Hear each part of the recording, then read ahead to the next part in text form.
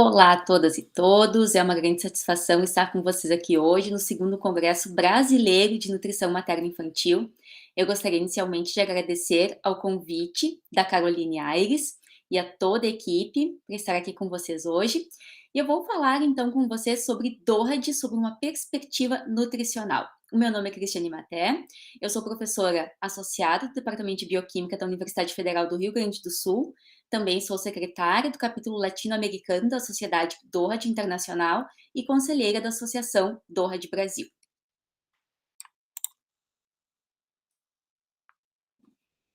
Falaremos inicialmente sobre o conceito DORAD. O que é DORAD? Ele vem do inglês Developmental Origins of Health and Disease. No português, a tradução que tem sido mais utilizada são as origens desenvolvimentistas da saúde e da doença. Esse termo, então, primeiramente ele foi definido por David Barker, que está aqui representado para vocês, então, nessa foto.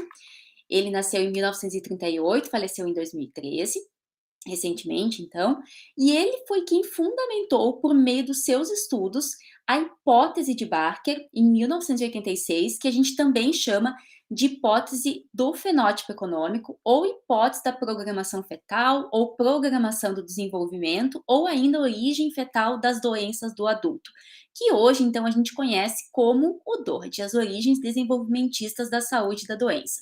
Nós temos, então, em nível nacional, a Associação DORAD Brasil, que congrega os cientistas que trabalham nessa área, o capítulo latino-americano da Sociedade Internacional de DORAD, que também, então, é integrada pelos cientistas, né, de toda a América Latina, que trabalham nessa área de DORAD, e aqui a Sociedade Internacional de DORAD, que está centrada, então, na Inglaterra, mas ela tem a participação, então, de todos os cientistas em todo o mundo que trabalham nessa área científica. Quais são, então, os estudos que fundamentaram o desenvolvimento da hipótese de DORAD?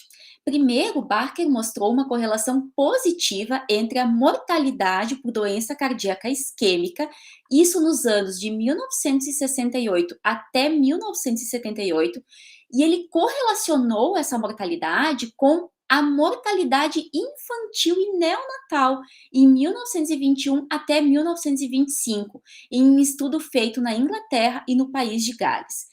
Ele chegou à conclusão, então, que crianças que tinham um baixo peso ao nascer, ou então com 1 ano de vida, tinham uma taxa de mortalidade, como a gente pode ver aqui, muito elevada por doença coronariana. Isso antes ou depois, então, dos 65 anos de idade. O que a gente pode, então, tirar como mais relevante, né, desses estudos? Que uma subnutrição precoce aumenta a suscetibilidade aos efeitos de uma dieta abundante na vida adulta. Então, o que ele fez de correlação aqui? Ele correlacionou o ambiente pré-natal com o pós-natal, mostrando que uma subnutrição no ambiente pré-natal que não está em acordo com o ambiente pós-natal que essa criança vai encontrar, de abundância alimentar, vai levar a um aumento da mortalidade por doença cardíaca na vida adulta. A gente vai entender um pouquinho melhor como isso funciona. A gente tem um segundo estudo que foi feito, então, com base nos dados obtidos durante a Grande Fome Holandesa durante a Segunda Guerra Mundial. Então, para a gente ter uma ideia, esse grande estudo de coorte correlacionou a exposição à fome in útero e a saúde dessas crianças na vida adulta.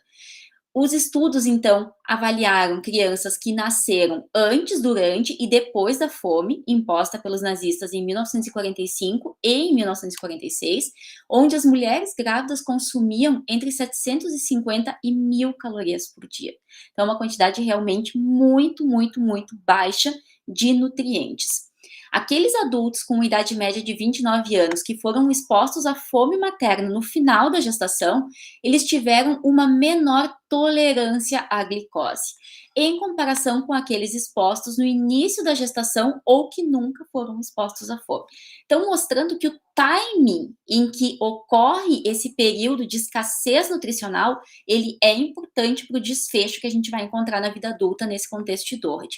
Os adultos que foram expostos à fome durante qualquer período da gestação de 10 semanas tiveram um risco aumentado de hipertensão em comparação com adultos não expostos a essa diversidade nutricional. O crescimento deficiente devido à subnutrição ou deficiências de micronutrientes aumentou o risco de obesidade nesses adultos. Então, esses foram os dois primeiros estudos, digamos que realmente embasaram o conceito DORD. Nesse conceito, a gente tem uma situação bastante importante, que é a situação do match e mismatch, que eu já falei brevemente lá no estudo do Barker, e agora eu vou descrever um pouquinho melhor para vocês. Então, essas observações que a gente acabou de ver, desses dois estudos, da fome holandesa e dos estudos de Barker preliminares, geraram a hipótese do fenótipo econômico, a qual pressupõe que o feto é capaz de se adaptar a um ambiente intrauterino adverso, otimizando o uso de suprimentos energéticos reduzidos, no sentido de garantir a sua sobrevivência. Então, ele vai diminuir o crescimento da maior parte dos seus órgãos, mas como a gente está vendo aqui, o nome da hipótese é do fenótipo poupador, ou seja, ele diminui o número, né, de células em diversos órgãos que ele não considera ou que não são tão essenciais para o desenvolvimento, e ele preserva órgãos nobres. Que órgãos nobres são esses? Em primeiro lugar, o cérebro, em segundo lugar, o coração. Então, esses dois órgãos, eles são preservados, ou seja, quando o bebê nasce, todo bebê passou por uma restrição do crescimento, mas esses dois órgãos, cérebro e coração, estão extremamente preservados no seu tamanho e nas suas funções. O modelo das respostas adaptativas preditivas sugere que o organismo em desenvolvimento tem a capacidade de prever o ambiente no qual crescerá. Ou seja, durante o período intrauterino, ele vai recebendo esses sinais externos, principalmente hormonais e de nutrientes, claro, e ele vai se adaptando. Isso ocorre durante o período intrauterino, isso ocorre também durante a lactação, onde então o leite é a principal fonte de alimento do bebê. Nesse momento, ele tem um metabolismo adaptado, ajustado a essas condições. Se a previsão estiver correta, ou seja, se o ambiente pós-natal for similar ao ambiente pré-natal, o risco para doenças é baixo. Isso é o que a gente chama de match, do pré-natal e do pós-natal desse bebê. No entanto, se a inferência for errônea, ou seja, se o ambiente pré-natal é diferente do ambiente pós-natal, por exemplo, um ambiente de subnutrição pré-natal, o que é muito comum, fome, no caso da fome holandesa, e um ambiente de abundância alimentar pós-natal, a gente tem o que a gente chama de mismatch. E isso predispõe esse organismo ao desenvolvimento de doenças. Obesidade, diabetes tipo 2, como a gente vai ver, são os principais reflexos, os principais desfechos que a gente vai encontrar nessas crianças. Então, o risco para a doença, ele está correlacionado a essa concordância ou contraste entre os ambientes pré-natal e pós-natal. Esses estudos, eles foram realizados pelo laboratório da doutora Su Ozan. Ela é bastante ativa nesses estudos, utilizando, então, principalmente modelos animais, para mostrar que uma série de intervenções pré-natais, como é o caso de restrição proteica, estresse, insuficiência placentária, malnutrição materna, hipóxia, obesidade e restrição de ferro durante também o desenvolvimento, então, pré-natal, vão levar a alterações no crescimento, com restrições no crescimento do bebê, e depois um acelerado crescimento pós-natal, se a gente tiver esse sistema de mismatch que a gente estava falando agora. Então, de contraste entre o ambiente pré-natal, onde ocorreu uma programação metabólica, e o ambiente pós-natal. Nesse caso aqui, a gente vai ter uma situação que a gente conhece como catch-up, que é quando o bebê cresce muito nos primeiros meses de vida e recupera o peso. Só que o que a gente vê é que isso, na verdade, não é benéfico em longo prazo, porque vai levar uma série de alterações no crescimento, na vasculatura e no metabolismo dos mais diversos órgãos que a gente tem no nosso organismo. No fígado, a gente vai ter alterações do metabolismo da glicose. No pâncreas, a gente vai ter uma série de alterações que são desde mitocondriais, do estado redox, até apoptose, então, e diminuição das células beta-pancreáticas. No caso dos rins, hipertensão, disfunção renal, até falha renal. No coração, disfunção cardíaca, hipertrofia cardíaca e alterações nitrosativas e oxidativas. No cérebro, desregulação de neuropeptídeos envolvidos com a regulação do apetite. No tecido adiposo e no tecido muscular, alterações na sinalização de insulina. Tudo isso vai levar, então, ao metabolismo totalmente alterado, em níveis, então, sistêmicos, onde a gente tem hiperglicemia, hiperinsulinemia, resistência à insulina e intolerância à glicose. E isso leva ao desenvolvimento, então, de síndrome metabólica ao longo do desenvolvimento dessa criança que passou por essas intercorrências, né, principalmente, então, relacionadas à nutrição, mas não só à nutrição, como a gente está vendo aqui nesse painel, e vai levar, então, ao desenvolvimento provável do diabetes tipo 2 com o decorrer da idade, com o passar da idade dessa criança. O DORAD, então, ele vai pressupor, né, que uma nutrição alterada, um estresse, que pode ser um estresse metabólico, pode ser um estresse fisiológico dessa mãe, vai levar a alteração na biologia materna, metabólica, imune, inflamatória, endócrina.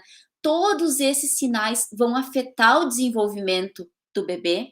Desde então, né, como a gente viu antes, o fígado, o coração, o pâncreas e até o cérebro desse bebê, como está demonstrado aqui nessa figura. Isso, uma vez que o bebê nasce, a gente pode continuar tendo essas intercorrências que podem ser nutricionais ou não, como a gente está vendo aqui, né? Inclusive o exercício, medicamentos, que eu não falei anteriormente. Todas essas intercorrências, elas vão afetar, então, o desenvolvimento do bebê no período pós-natal também, afetando o risco de desenvolvimento de doenças na vida adulta. Nesse caso aqui, a gente está focando, né, no cérebro, que é uma das áreas que eu mais trabalho no laboratório, e por isso, então, aqui a gente está falando em desordens neurodesenvolvimentistas, que podem ser, inclusive, doenças neurodegenerativas que vão aparecer lá quando esse bebê tiver for um idoso, né, tiver 70, 80, 90 anos de idade. Então, o que é efetivamente, né, o conceito DORAD? Ele estabelece que fatores ambientais, atuando nas fases precoces do desenvolvimento, quando células, tecidos e órgãos são particularmente sensíveis, promovendo uma programação metabólica, uma programação do metabolismo, que altera a vulnerabilidade ao desenvolvimento de doenças na vida adulta. Então, esse efetivamente é o conceito do DORD. É por isso que a gente diz que o que acontece lá dentro do útero pode ter um reflexo na vida toda desse bebê. E, na verdade, não é somente o que acontece lá dentro do útero. Hoje se sabe que essa janela de vulnerabilidade muito intensa, ela ocorre nos primeiros 1000 dias do bebê.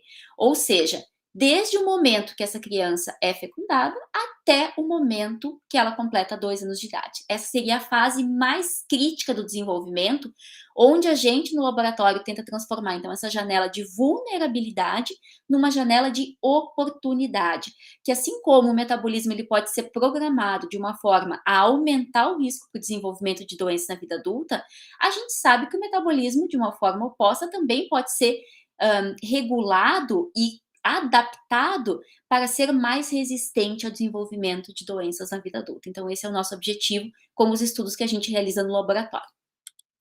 Aqui a gente tem essa iniciativa, então, dos 1000 dias, né? É uma iniciativa americana, a gente tem muitos cientistas trabalhando nisso, mostrando, então, que esse conceito DORAD, da importância dessas interferências que a gente tem nos primeiros 1000 dias de vida da criança, que elas podem repercutir ao longo de toda a vida da criança, elas devem se transformar em políticas públicas. Então, aqui a gente tem, por exemplo, as recomendações relativas à nutrição e ao crescimento dos bebês e o impacto que isso pode ter ao longo da vida desses bebês, e é uma recomendação justamente dada numa carta ao presidente Joe Biden. Então, aqui a gente tem um exemplo de como os cientistas podem efetivamente atuar de uma forma a intervir em políticas públicas no sentido de melhorar a próxima geração e tornar essa próxima geração mais resistente ao desenvolvimento de doenças. E dessa forma também gerando, né, uma economia muito grande no sistema de saúde, e no caso do Brasil, a gente está falando de sistema de saúde público, né? No caso dos Estados Unidos, ele é muito mais pautado num sistema de saúde privado. Mas por que então essas intervenções precoces no desenvolvimento elas são tão importantes? Porque Precocemente, a gente tem uma plasticidade muito maior. Essa plasticidade é uma plasticidade celular, metabólica, uma plasticidade de desenvolvimento dos órgãos, que quando a gente faz uma pequena interferência, a gente pode ter lá ao final da vida uma uma pequena intervenção que a gente faz pode ter um efeito muito grande, um impacto muito grande na linha de desenvolvimento de uma determinada doença na vida. Então, às vezes, modificações muito pequenas na nutrição, numa conduta, por exemplo, na realização de exercício físico durante essas fases iniciais do desenvolvimento, elas vão ter um impacto muito grande ao longo do desenvolvimento desse bebê, ao longo de toda a sua vida. E quando a gente fala então em DORAD, a gente imediatamente começa a ler muito, estudar muito, epigenética. E por quê, né? O que que epigenética tem a ver com o DORAD? Então, aqui eu vou utilizar o exemplo de obesidade materna e do diabetes durante a gestação, que são cada vez mais uma epidemia, né? Se a gente for avaliar hoje o que a gente tem em nível mundial e também no Brasil, 1 em cada 3 crianças tem sobrepeso ou obesidade, isso na Europa e nos Estados Unidos. No caso dos Estados Unidos, 2 a cada 3 adultos têm sobrepeso ou obesidade, e quando a gente avalia os dados do Brasil, a gente vê que a gente tem exatamente a mesma situação. Então, por isso que é tão importante a gente entender os mecanismos que estão levando a essa epidemia que está se transformando numa pandemia de obesidade. E a gente não está vendo nesse momento, na verdade, uma redução desses índices. O que a gente vê é um agravamento desses índices. Será então que nós, cientistas da área de DORD, não podemos contribuir ao menos com a descoberta de quais os mecanismos estão relacionados a essa pandemia e dessa forma tentar utilizar intervenções que sejam benéficas e que reduzam então o desenvolvimento dessa pandemia de obesidade que a gente está vendo? Esse é o nosso objetivo. Então, aqui a gente tem uma mulher grávida, onde a gente tem alteração nos metabólitos circulantes no momento que ela apresenta então obesidade ou apresenta diabetes tipo 2, ela vai apresentar hiperglicemia, hiperlipidemia. O transporte de metabólitos pela placenta vai ser afetado, então glicose, lipídios, aminoácidos podem ter, por exemplo, o seu transporte muito aumentados para o bebê que está em desenvolvimento e, consequentemente, a gente tem uma supernutrição desse bebê que está em desenvolvimento. A gente tem também alteração no status hormonal dessa mãe, então, alteração nos níveis de insulina, alteração dos níveis de adipocinas. Tudo isso vai levar a uma interferência, uma alteração no que a gente chama aqui de processos epigenéticos, nessas modificações epigenéticas que vão afetar a expressão gênica do bebê. Que processos epigenéticos, né, como é que eles vão interferir, então, no metabolismo do bebê? A gente tem aqui um feto em desenvolvimento que está se adaptando, ele pode, por exemplo, apresentar um aumento no número de adipócitos, uma alteração no número de células beta, alterações cardíacas, como uma hipertrofia dos cardiomiócitos e alterações também metabólicas muito centradas na mitocôndria. Em muitos modelos de DORD, a gente tem observado disfunções mitocondriais com perda da capacidade mitocondrial de produzir ATP em concentrações adequadas. Isso tudo, então, ao longo do desenvolvimento da vida pós-natal desse bebê, dependendo do estilo de vida que ele tiver, também pode afetar novamente esses processos epigenéticos, porque como a gente vai ver depois, a gente tem fases da nossa vida em que a gente é mais suscetível ou menos suscetível a essas alterações epigenéticas. E é por isso que a gente está falando então dos primeiros 1000 dias como sendo decisivos no desenvolvimento ao longo de toda a vida, justamente porque nesse período a gente tem uma plasticidade muito maior e essa plasticidade ela está completamente correlacionada às modificações epigenéticas. Então, ao longo da vida, esse indivíduo que sofreu todas essas alterações durante o seu desenvolvimento e seus primeiros anos de vida, vai apresentar obesidade, hiperlipidemia, resistência à insulina, diabetes tipo 2, disfunção cardiovascular e isso tudo correlacionado, então, com processos inflamatórios, e aqui não aparecem, mas também alterações do estado redox que estão intrinsecamente ligadas. Bom, quando a gente fala, então, dessas modificações epigenéticas, que modificações epigenéticas são essas, né? O que efetivamente está acontecendo lá dentro da nossa célula, para que essa plasticidade no desenvolvimento ela seja manifestada. Ela está completamente correlacionada com essas manifestações, essas alterações, essas modificações epigenéticas. Então, que modificações a gente tem? Três principais, que envolvem o DNA, as histonas e o RNA. Quais são elas especificamente, então?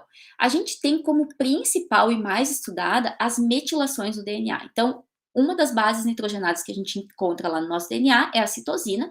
Ela muitas vezes vai aparecer nos promotores gênicos, numa sequência citosina, guanina. Então, a gente vai encontrar as ilhas CPG, né? São regiões muito ricas nessas sequências, citosina com uma ligação fosfodiéster e depois uma guanina. Essa citosina, muitas vezes, então, ela sofre essas modificações de metilação na posição 5, e ela, quando metilada, quando a gente tem uma região hipermetilada, isso diminui o acesso de toda a maquinaria de transcrição do mRNA aquele determinado gene que é controlado por aquele promotor. Então, a hipermetilação do DNA vai levar a uma diminuição da expressão gênica, correlacionando, então, os promotores que estão hipermetilados com o gene que eles estão, com os genes que eles estão controlando. Essa é a mais comum de todas.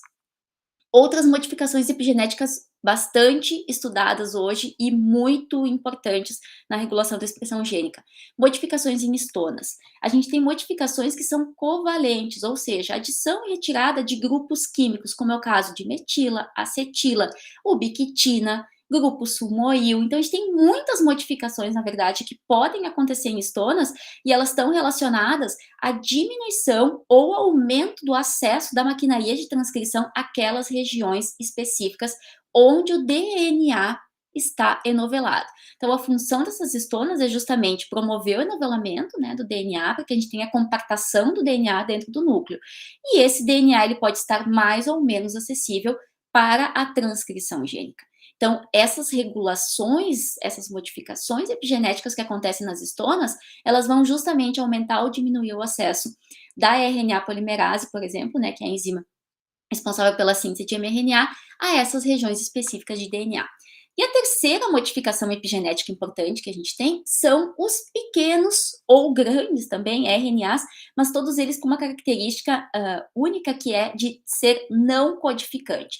Então aqui a gente tem, por exemplo, o exemplo, né, de DNAs, de RNAs, perdão, circulares, a gente tem RNAs longos não codificantes, a gente tem microRNAs, e basicamente o que eles fazem, então, é controlar a expressão gênica. Como eles fazem isso? Se ligando a mRNAs e impedindo que esses mRNAs que eles estão associados, ligados, né, por interações entre as bases nitrogenadas de forma complementar, impedindo que eles sejam, então, expressos, ou seja, que eles sejam traduzidos lá pelos ribossomos celulares.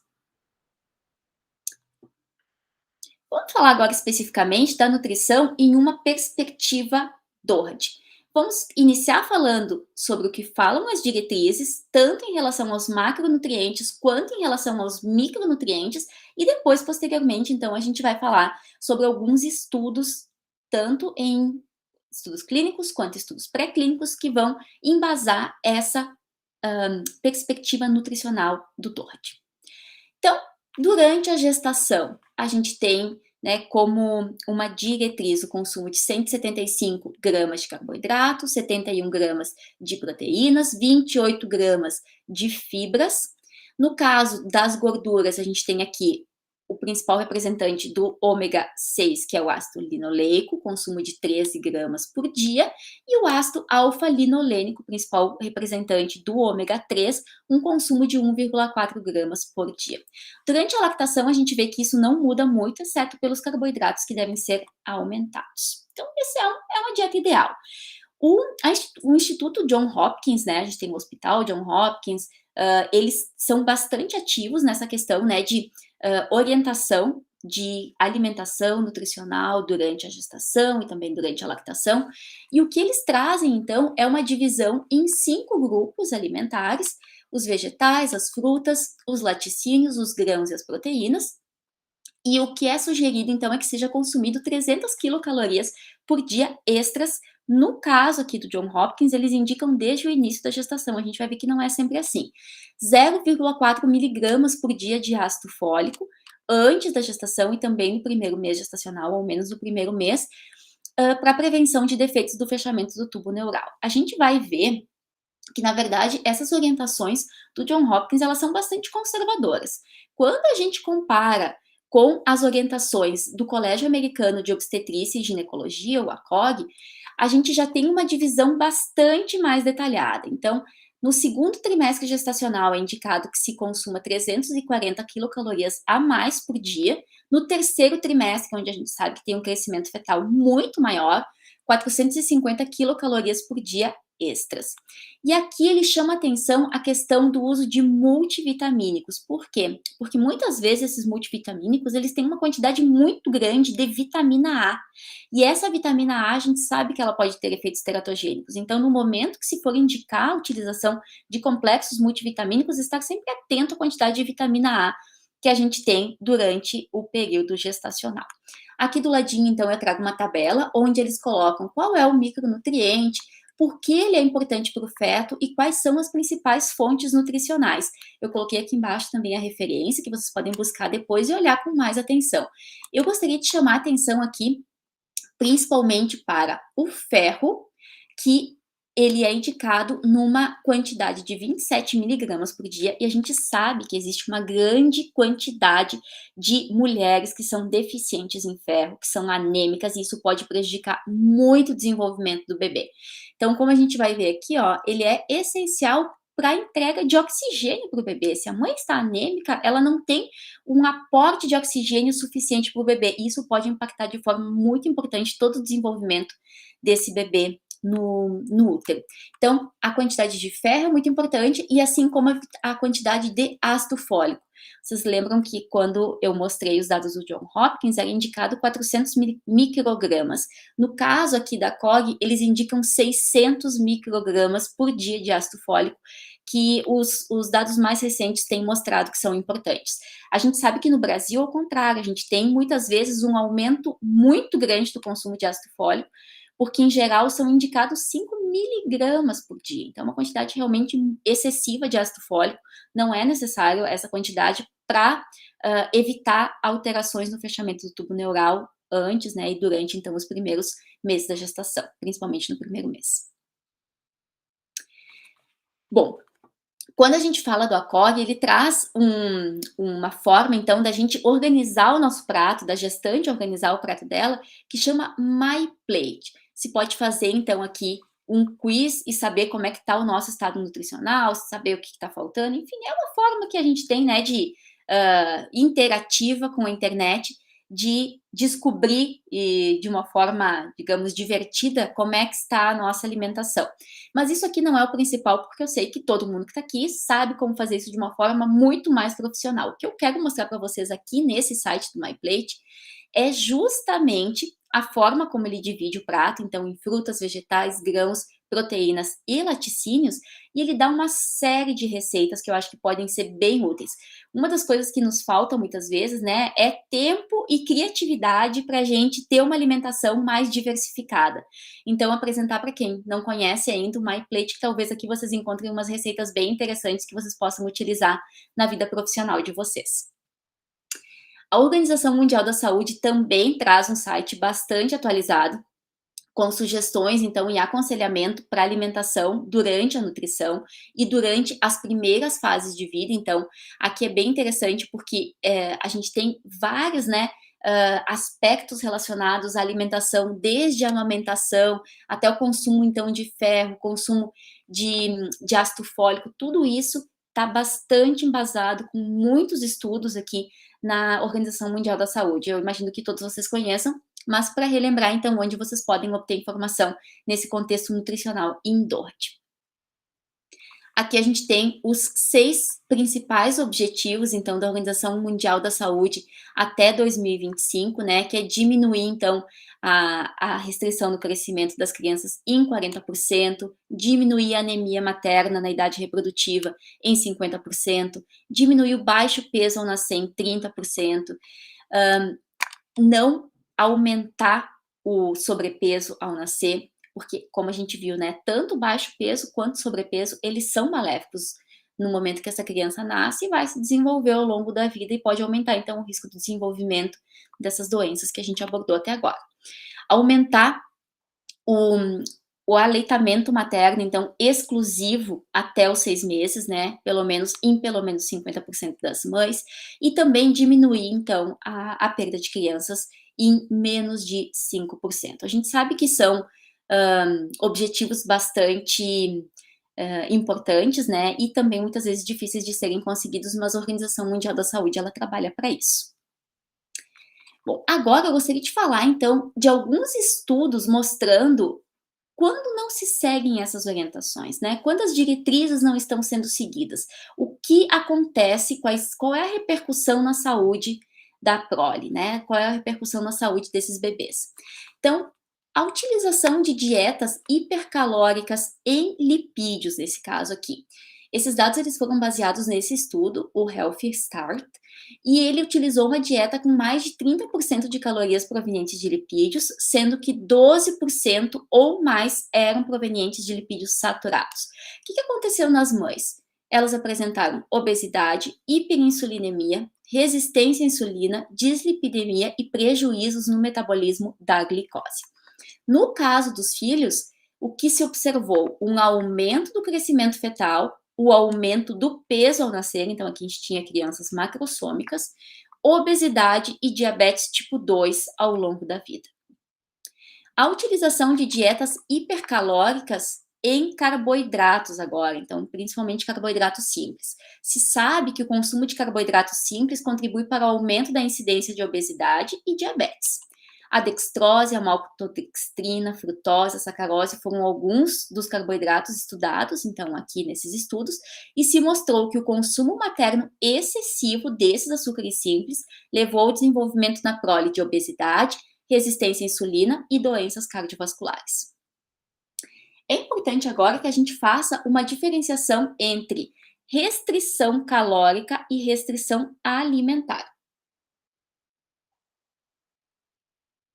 Todas elas fazem parte, então, de uma restrição dietética, mas elas têm características distintas. Enquanto a restrição alimentar é a restrição de macro e micronutrientes, a restrição calórica ela é uma restrição só de macronutrientes, sendo que a gente tem uma suplementação de vitaminas e minerais. A restrição proteica é um tipo de restrição, então, alimentar. Uma dieta com 8% de proteína durante a gestação e lactação, ela está associada com restrição no crescimento do bebê, hipertensão ao longo do desenvolvimento, aumento nos níveis de insulina de jejum, dislipidemia e redução no crescimento de órgãos, exceto coração e cérebro, que são preservados, então, como a gente já falou, pelo efeito poupador. A gente tem alguns estudos no laboratório. No caso da restrição alimentar, eles foram realizados durante o trabalho de conclusão de curso do Vinicius Stone, que está aqui nessa foto. E o que a gente mostrou nesse estudo? Que uma restrição, então, de calorias, macronutrientes e também de micronutrientes levou a uma diminuição do perfil antioxidante no cérebro dos filhotes e levou uma diminuição da quantidade de espécies reativas. Nesse caso aqui, então, apesar da gente ter essa diminuição da quantidade de espécies reativas, eu tenho uma alteração do estado redox justamente por essa diminuição do perfil antioxidante. E a gente viu, então, que esse modelo animal estava causando um dano no cérebro dos filhotes que provavelmente ia levar a alterações ao longo do seu desenvolvimento. Nós desenvolvemos um segundo modelo animal, então, com restrição calórica de 20% do número de calorias, mas nós suplementamos aqui todos os nutrientes, micronutrientes, minerais e vitaminas. O que nós vimos aqui? Que no primeiro dia de vida dos filhotes, a gente tinha uma disfunção mitocondrial associada com estresse oxidativo. Ao longo do desenvolvimento, nós avaliamos esses filhotes até os 60 dias de vida, então, quando eles são considerados já adultos jovens, e aqui a gente viu um aumento da funcionalidade mitocondrial e um aumento do perfil antioxidante protetor nesses filhotes. Então, a gente acredita que pelo estilo de vida que a gente tem hoje, né, ocidental, uma quantidade muito grande de calorias, essa restrição calórica em 20%, ela poderia ser benéfica no desenvolvimento. Eu também gostaria de falar com você sobre polifenóis. Um trabalho de Zielinski, de 2013, mostrou que a restrição materna de polifenóis é dinâmica ductal fetal na gestação normal. Ele fez um ensaio clínico aberto. O que ele fez, então? Ele orientou as mães a diminuir o consumo de polifenóis no terceiro trimestre gestacional. Esse estudo demonstrou, então, que essa intervenção na dieta durante o terceiro trimestre, restringindo a ingestão de alimentos ricos em polifenóis por um período maior ou igual a 2 semanas, resultou em uma melhora da dinâmica do fluxo do ducto arterioso fetal e reduziu as dimensões do ventrículo direito.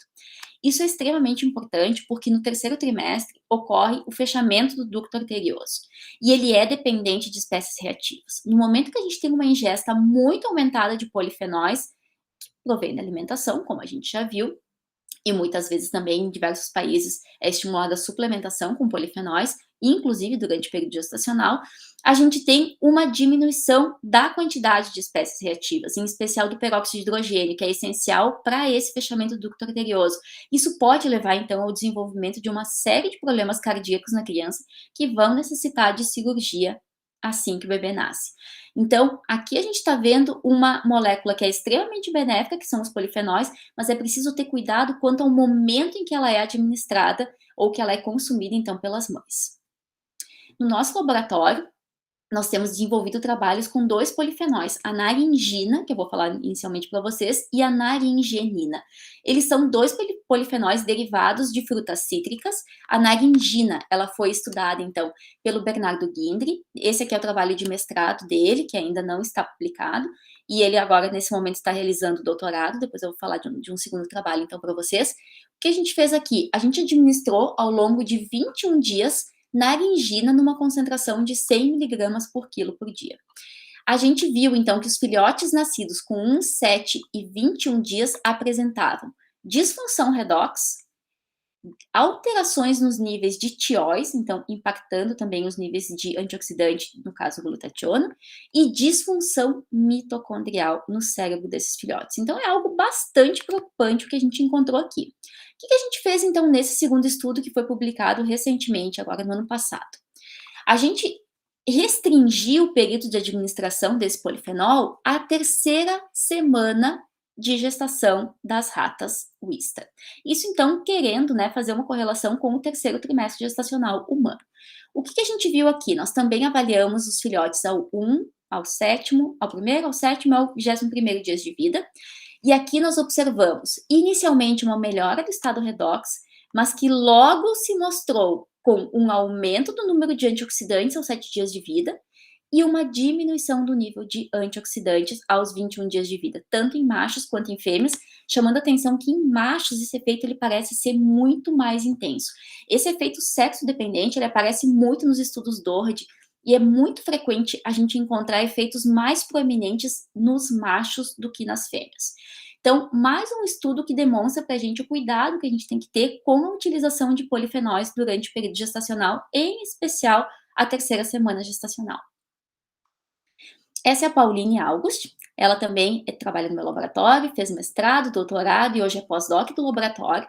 E eu vou apresentar para vocês alguns resultados relacionados a um segundo polifenol, que é a naringenina. O que ela fez, então? Ela administrou naringenina durante todo o período gestacional, por gavagem, então se administra via oral nos filhotes, e utilizou os filhotes de 7 dias de vida. Aos 7 dias, a gente utilizou o cerebelo desses filhotes, e o que a gente observou aqui? Um aumento da peroxidação lipídica, um aumento do conteúdo de glutationa, que é o principal antioxidante que a gente tem no nosso metabolismo, que não é uma enzima, uma diminuição da atividade das enzimas do ciclo de Krebs, o que é bastante preocupante, porque o metabolismo energético está sendo afetado, um aumento da atividade da cadeia respiratória mitocondrial, provavelmente relacionada a um desacoplamento com a síntese de ATP, e uma diminuição de óxido nítrico, que além de ter um papel importante, então, na vasculatura cerebral, também é um neurotransmissor. Então, novamente, dados bastante preocupantes em relação ao uso de polifenóis durante o período gestacional. Eu gostaria de falar brevemente com vocês agora sobre amamentação.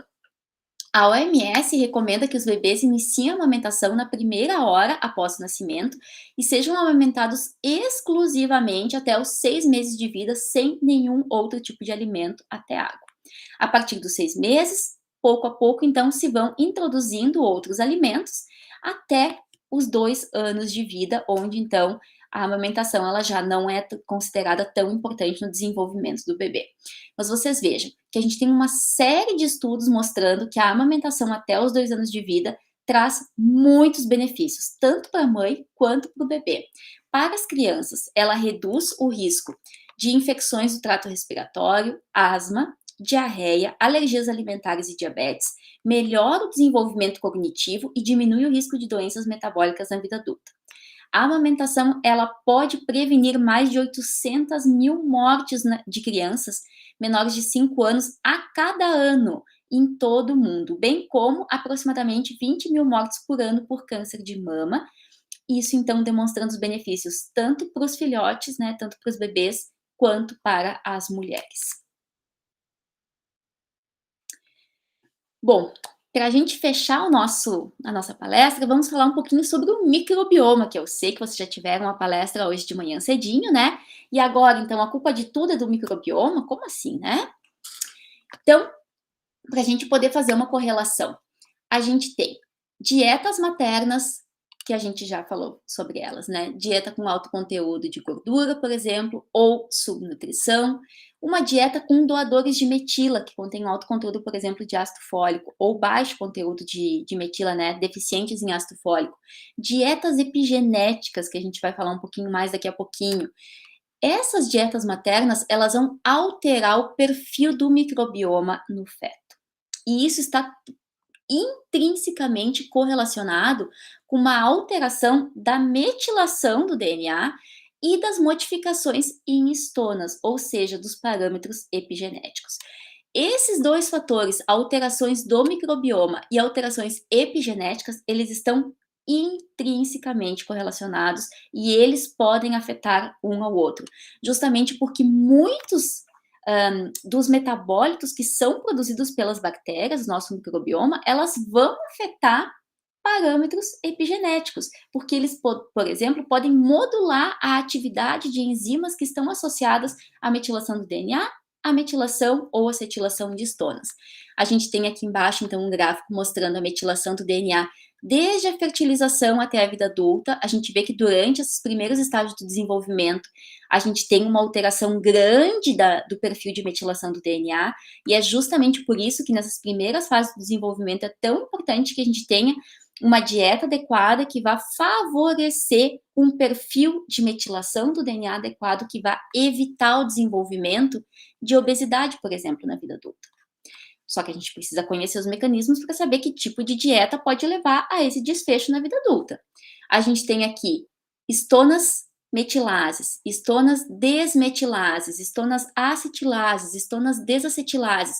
São enzimas, então, responsáveis por alterar essas modificações nas estonas e que vão ser responsáveis, então, também por alterar o perfil de expressão gênica que a gente tem nesse bebê em desenvolvimento. Aqui a gente tem uma série de exemplos de uma dieta com supernutrição, com baixa nutrição, com alterações nos níveis de ácido fólico, com alterações nos níveis de derivados da soja, que contém genisteína, e qual é o impacto sobre os mecanismos epigenéticos, sobre o microbioma, os efeitos clínicos que vão aparecer nos bebês. Eu não vou detalhar eles agora, mas de uma forma geral, então, eles estão muito relacionados a tudo que a gente falou até agora, né? Uma dieta com alto conteúdo de carboidratos, com alto conteúdo de lipídios ou subnutrição estão relacionados ao desenvolvimento de obesidade, relacionados ao desenvolvimento de síndrome metabólica, de diabetes tipo 2. Quais são os mecanismos relacionados? Eles estão intrinsecamente relacionados a alterações epigenéticas e alterações no microbioma. Então, tudo isso está intrinsecamente correlacionado. Aqui a gente tem o consumo de crucíferas, que contém sulforafano, consumo de polifenóis do chá verde, de probióticos, e qual é a repercussão sobre o microbioma, quais são as alterações epigenéticas que eles induzem. Também, da mesma forma, eles podem ser utilizados como uma forma de prevenir alterações epigenéticas que sejam correlacionadas com o risco de desenvolvimento de doenças na vida adulta. Quando a gente fala de dietas epigenéticas, então, no que elas estão baseadas, né? Por que elas são bioativas? Porque elas têm componentes que vão modular a atividade de enzimas relacionadas à metilação do DNA, a alterações nas histonas ou aos microRNAs. Então, aqui eu trago alguns exemplos para vocês. O selênio, sulforafano, a epigalocatequina galato, que é derivada, então, do chá verde, o resveratrol, a genisteína, são metabólitos que vão inibir a atividade de DNA metiltransferases e, consequentemente, diminuir o perfil de metilação do DNA. Essa hipometilação, consequentemente, então, ela vai levar a um aumento da expressão gênica dos genes relacionados aos promotores que estão sendo alterados. A gente tem também a genisteína, a epigalocatequina galato, a curcumina, alterando o perfil de microRNAs, que podem, então, prevenir, por exemplo, o desenvolvimento de câncer. Aqui a gente tem novamente a genisteína, curcumina, a epigalocatequina galato, o resveratrol, o sulforafano, selênio, o alil mercaptano, derivado do alho, coordenando alterações que vão aumentar ou diminuir a expressão gênica de acordo com as modificações que eles causam, então, covalentes nas histonas. Aqui a gente tem dois exemplos, né? As histonas acetiltransferases sendo ativadas, por exemplo, pela genisteína ou inibidas por curcumina e por epigalocatequina galato, e as histonas desacetilases, que vão, então, ser moduladas de forma inibitória por todos esses intermediários metabólicos que a gente vê aqui embaixo. Então, todas essas moléculas, por que elas são chamadas, né, de bioativas? Porque elas vão alterar o epigenoma que nós temos nas nossas células. E como a gente pode ver aqui, de uma forma benéfica, a impedir o desenvolvimento de câncer, como a gente viu, e também, né, de todas essas doenças relacionadas que a gente estava falando até agora, obesidade, diabetes tipo 2, justamente por regular o metabolismo utilizando esses mecanismos epigenéticos. Então, de uma forma resumida, o resveratrol, a genisteína, epigalocatequina galato, antocianinas, são todos compostos bioativos que podem ser consumidos pelo pai, pela mãe e também na nutrição das crianças, ao longo, então, desses primeiros 2 anos de vida, vão alterar esta janela de vulnerabilidade desde a pré-concepção até os primeiros anos de vida da criança, causando modificações epigenéticas no DNA, no caso da metilação do DNA, nas histonas e modificações covalentes em histonas, e no perfil de microRNAs, levando a uma modificação do fenótipo adulto dessa prole. E essa modificação, então, causando uma reprogramação metabólica na prole, pode levar à prevenção do desenvolvimento de doenças crônicas não transmissíveis, que a gente abordou ao longo de toda essa nossa aula. Então, essa é a minha mensagem final para vocês. O metaboloma, o microbioma e o epigenoma estão completamente interligados, eles são interdependentes, um modula o outro, e essas dietas epigenéticas, então, que nós estamos falando, são responsáveis pela regulação da expressão gênica e, consequentemente, então, pela regulação dos metabólitos que nós temos no nosso organismo, e isso vai regular a plasticidade fenotípica, ou seja, vai regular o risco do desenvolvimento de doenças ao longo do desenvolvimento, ao longo da vida adulta desse bebê. Muito obrigada pela atenção de vocês, e eu fico à disposição para perguntas.